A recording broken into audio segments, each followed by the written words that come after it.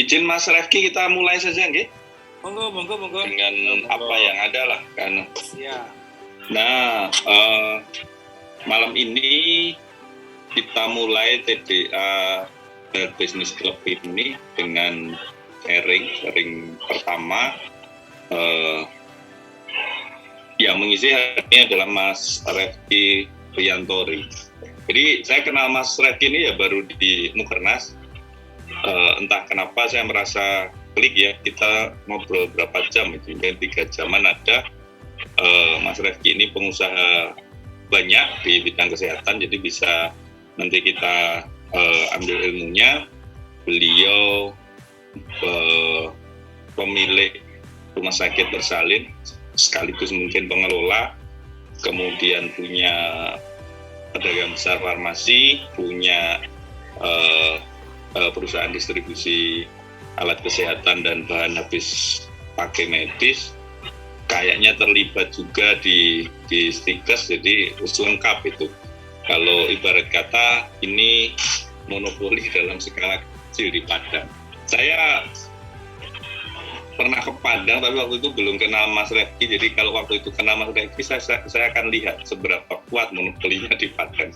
Nah, malam ini kita akan belajar mengenai izin distribusi alat kesehatan. Saya sendiri kalau di alat kesehatan belum terlalu main, karena saya mainnya di rental, jadi saya belum punya ikat. Tapi malam ini mudah-mudahan nanti ada beberapa yang bisa saya ambil untuk kemudian mengembangkan bisnis saya sendiri. Mas Refki, mungkin waktu dan tempat saya persilahkan. Ya mungkin perkenalan dulu lah, karena saya mengenalkannya juga basisnya hanya pembicaraan kita waktu lalu dan catatan sedikit di profil bisnis rekan-rekan di grup. Nah, nanti kalau ya langsung diskusi saja. Saya sebagai moderator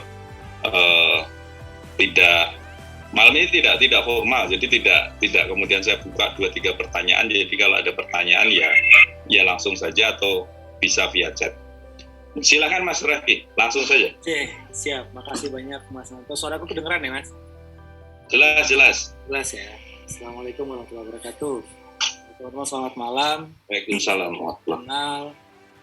Dan tentunya kalau TDA Kesehatan Nasional, doa utamanya semoga teman-teman sehat semua. Ya. Sehat fisik, sehat jasmani, sehat rohani, sehat finansial, dan sehat lainnya. Itu kan ya. Makasih Mas Anto. Jadi memang TDA Club kita ini memang kita bikin bergerak dari keresahan kita bersama. Rasanya ada sih teman-teman TDA yang juga bergerak di bidang bisnis kesehatan. Apa itu kesehatannya? Bisa Pasienkes gitu ya, bisa PBF, PBAK, bisa home care, bisa praktek mandiri dan seterusnya. Nah itu yang kita coba kita himpun. Nah memang saya juga masih punya hutang sama Mas Nanto. Ini nanti masalah e-katalog ya Mas. Dan ini saya pikir siap. Ya, sharing ilmu, dan saya yakin teman-teman mungkin banyak yang lebih paham dari saya. Ini cuma sharing dari saya. Dan memang tadi seperti Mas Nanto bilang, kebetulan bisnis kita yang bergerak di kesehatan. Kita punya PBF, nanti juga ada PAK. Kalau dulu kan masih PAK, namanya masih IPAK ya, izin penyalur alat kesehatan. Dan kebetulan saya diamanahi Ketua TDA Padang, dan saya juga Sekjen Gakaslab Provinsi Sumbar, Gabungan Pengusaha Kesehatan dan Laboratorium. Nah mungkin dari situ banyak beberapa informasi yang bisa kita sharing bersama. Lalu kita juga mengelola dan memiliki rumah sakit ibu anak, kemudian juga ada klinik Pratama, kemudian juga Stikes gitu. Jadi memang harapan kita memang end to end lah. Jadi memang kita pengen ini bisa jadi holding yang bisa saling mengisi. Kira-kira begitu. Nah, kemarin juga ngobrol-ngobrol di grup bagaimana tentang IDAK. Jadi karena di Gakaslab pun terutama di Sumbar gitu jadi isu besar. Isu besar itu artinya kalau dulu peraturan menteri tentang IPAK itu, izin IPAK itu berlaku selama perusahaan masih aktif gitu ya. Nah, tapi sekarang berubah peraturan menterinya, maka berubah dari IPAK harus jadi IDAK gitu ya. Nah, pertanyaan saya dulu, ini kita santai saja, maksudnya tidak seperti narasumber ya, karena memang ini sharing ilmu. Pertanyaan saya mungkin sebelumnya, apakah teman-teman ada yang sudah join? Saya bisa raise hand aja yang sudah punya PAK atau ingin bikin PAK, atau yang sudah punya PAK deh. Ada? Bisa raise hand aja kalau sudah punya PAK. Mas Ari punya PAK, Mas Ari?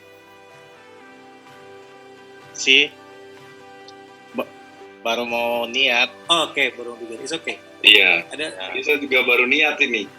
Siap. Nah, Saya punya klinik juga, Bang. Oke, siap. Klinik pertama? Iya, siap. Siap. Nah, berarti, kalau kita ambil bottom line-nya, kita akan bikin PAK gitu, atau bikin IDAK gitu ya. Nah, yang pertama adalah memang harus punya NIB di OSS RBA. Nah, ini akan berkaitan dengan nanti aku mau sharing, apakah perlu aku sharingkan tentang OSS RBA-nya atau langsung masuk ke IDAK. Gimana menurut teman-teman?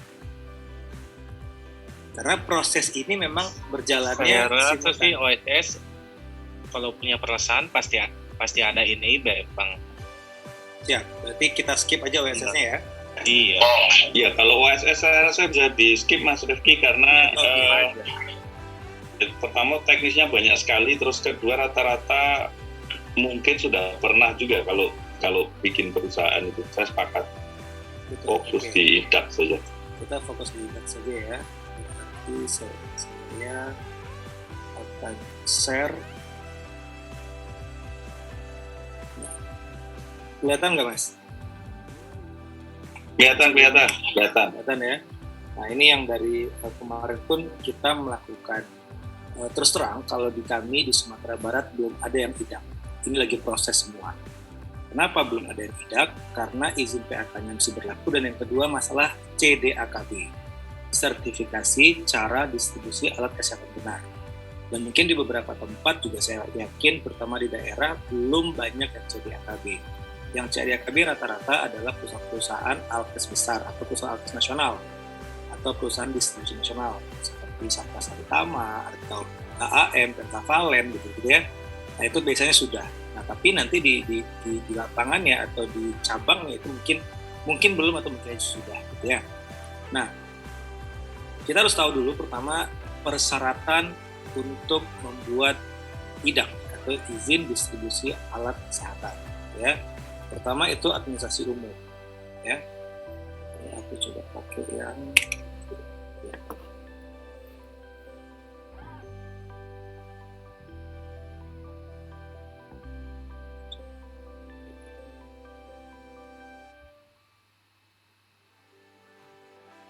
Nanti kalau ada yang tanya atau yang kurang jelas, nanti bisa langsung hands on aja ya. Oke, kelihatan ya. Mas Ari, ada yang bertanya kan Mas Ari? Ya, sebelum ini kalau boleh tahu, topiknya ini alat kesehatan sama nggak ya dengan peraturan distributor alat lingkungan? Nggak tahu apakah lingkungan itu masuk ke dalam alat kesehatan atau tidak. Kan ada yang in vitro, ada yang diagnostik, ada yang apa. Gitu, misalnya KBLI-nya apa? Coba cek di KBLI-nya, apakah distribusi alat lingkungan itu masuk KBLI 466 atau tidak? Enggak sih. Kalau masuk, maka dia akan masuk. Nah, kalau enggak berarti nggak masuk, Mas. Oke. Jadi aman sebenarnya. Gitu, Sari. Oke. Ya. Karena arahnya nanti akan ke, nah ini pentingnya OSS tadi, arahnya nanti akan masalah ke legalitasnya. Nah, pertama ketika teman-teman mau bikin IDAK, pastikan teman-teman yang harus siapkan adalah KBLI-nya. Jadi kalau seandainya sudah punya perusahaannya, pastikan kita punya KBLI 46691 untuk distributor alkes atau cabang. Nah, cabang ini apa? Misalnya saya, PT Miranti, ada di Padang, kemudian mau buka tempat Mas Ananto di Mataram. Saya sebagai pusat, Mas Ananto sebagai cabang, PT Miranti, cabang Mataram misalnya. Nah, ini juga KBLI-nya harus sama. Gitu ya. Nah, jadi itu pertama. Tapi kalau membuka toko alkes, artinya retail, itu KBLI-nya 47725. Nah, itu dulu nih. Karena kalau seandainya kita tidak punya KBLI ini, tidak akan di-approve di OSS RBA-nya. gitu ya. Nah, kemudian dari situ untuk perizinan itu untuk yang pusat, artinya cabang utama atau pendirian perusahaan utama itu dianggap pusat. Mau di Mataram, mau di Palu, mau di mana itu dianggap pusat. Maka surat atau kewenangan perizinannya akan diambil oleh pusat atau kementerian. Nah, kayak saya sekarang ininya tuh izinnya itu IPAK tuh pasti menteri. Tapi kalau cabang cukup gubernur, gitu ya. Nah, kemudian persyaratannya apa saja? Nah, ini PP nomor 5 tahun 2001 untuk distributor alat tes. Yang pertama syarat. Nah, ini syaratnya administrasi umum. Adum itu apa? Ada surat permohonan. Ini teman-teman bisa buka di kemkes.id/link.kemkes. Nanti saya kasih ini ya panduannya ya. Saya share panduannya di grup. Surat permohonannya ada template-nya. Surat komitmen juga ada template.